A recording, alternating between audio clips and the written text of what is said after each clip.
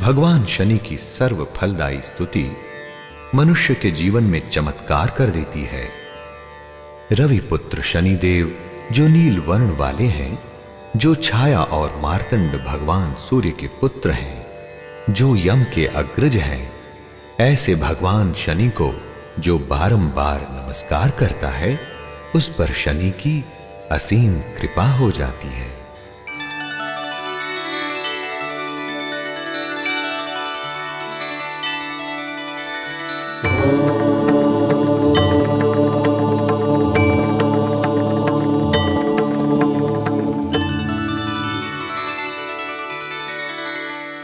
नीलांजन समाभासं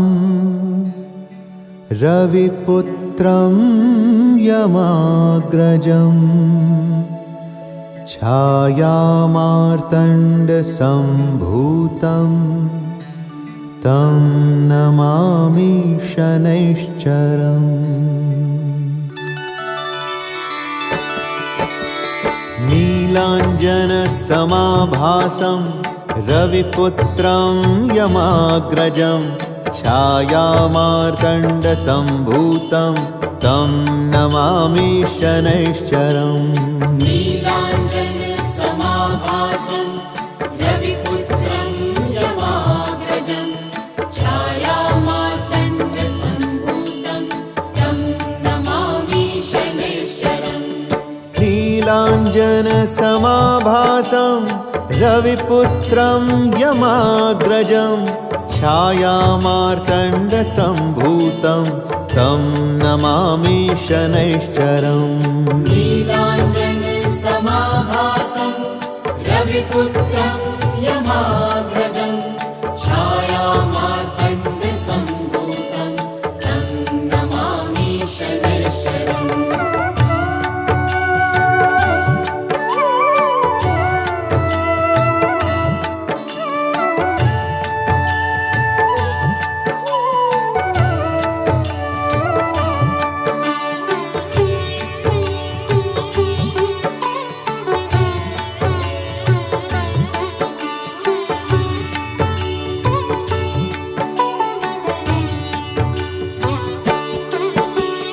सूर्यपुत्रो दीर्घदेहो विशालाक्षः शिवप्रियः मन्दचारः प्रसन्नात्मा पीडां हरतु मे शनिः। सूर्यपुत्रो दीर्घदेहो विशालाक्षः शिवप्रियः मन्दचारः प्रसन्नात्मा पीडां हरतु मे शनिः। सूर्यपुत्रो दीर्घदेहो विशालाक्षः शिवप्रियः मन्दचारः प्रसन्नात्मा पीडां हरतु मे शनिः। सूर्यपुत्रो दीर्घदेहो विशालाक्षः शिवप्रियः मन्दचारः प्रसन्नात्मा पीडां हरतु मे शनिः।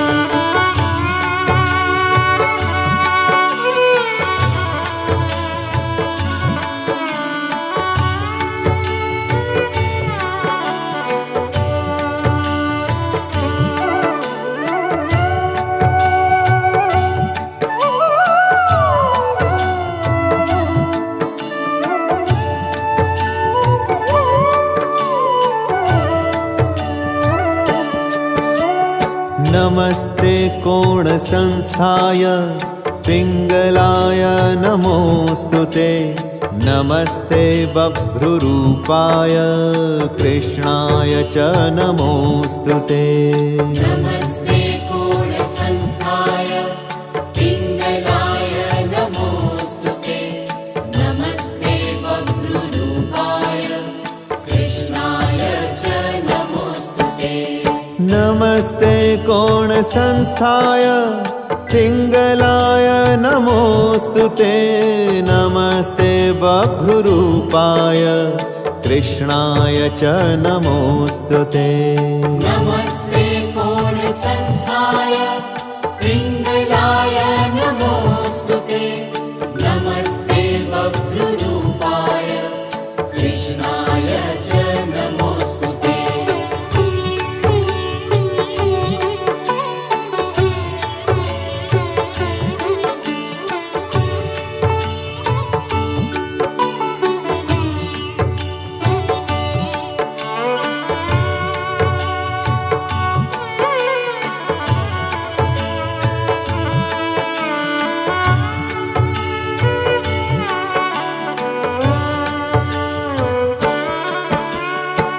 नमस्ते विष्णुरूपाय कृष्णाय नमोऽस्तु ते। नमस्ते बभ्रुसंज्ञाय सूर्यपुत्रः नमोऽस्तु ते। नमस्ते विष्णुरूपाय कृष्णाय नमोऽस्तु ते। नमस्ते बभ्रुसंज्ञाय सूर्यपुत्रः नमोऽस्तु ते। नमस्ते विष्णुरूपाय कृष्णाय नमोऽस्तु ते। नमस्ते बभ्रुसंज्ञाय सूर्यपुत्रः नमोऽस्तु ते। नमस्ते विष्णुरूपाय कृष्णाय नमोऽस्तु ते। नमस्ते बभ्रुसंज्ञाय सूर्यपुत्रः नमोऽस्तु ते।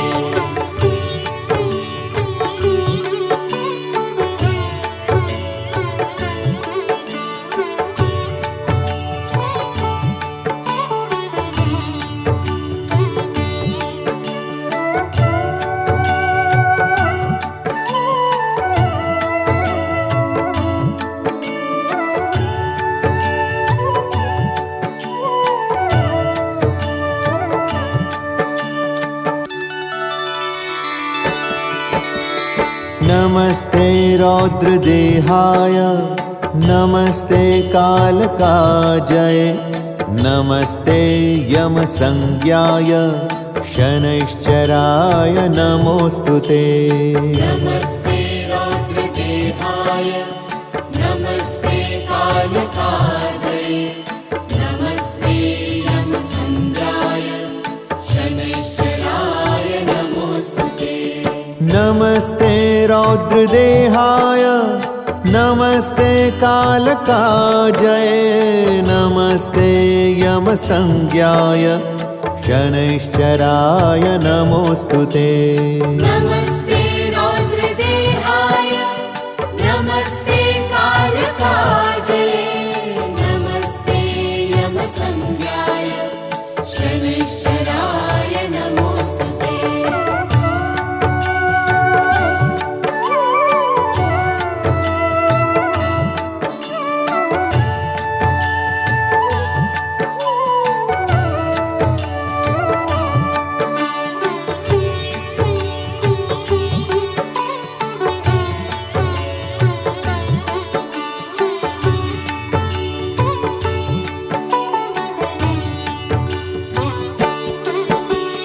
नमस्ते मन्दसंज्ञाय शनैश्चरः नमोऽस्तु ते। नाशय्यत्वाय पापानि नयारोग्यं प्रयच्छतु। नमस्ते मन्दसंज्ञाय शनैश्चरः नमोऽस्तु ते। नाशय्यत्वाय पापानि नयारोग्यं प्रयच्छतु। नमस्ते मन्दसंज्ञाय शनैश्चरः नमोऽस्तु ते। नाशय्यत्वाय पापानि नयारोग्यं प्रयच्छतु। नमस्ते मन्दसंज्ञाय शनैश्चरः नमोऽस्तु ते। नाशय्यत्वाय पापानि नयारोग्यं प्रयच्छतु।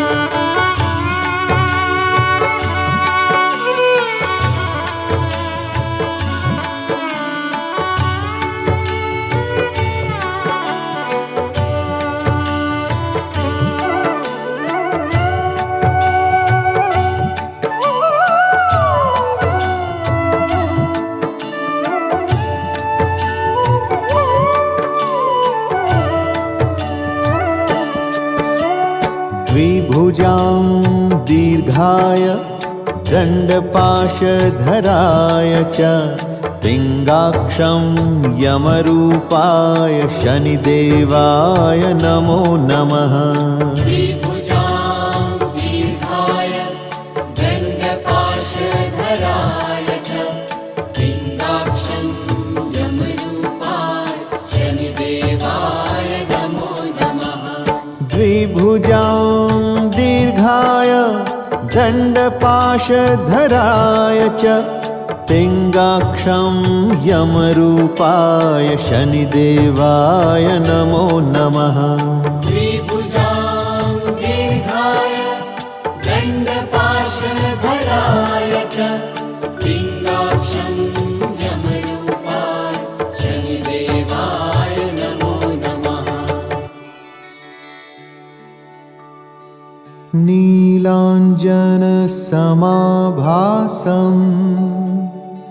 रविपुत्रं यमाग्रजं छायामार्तण्डसम्भूतं तं नमामि शनैश्चरम्।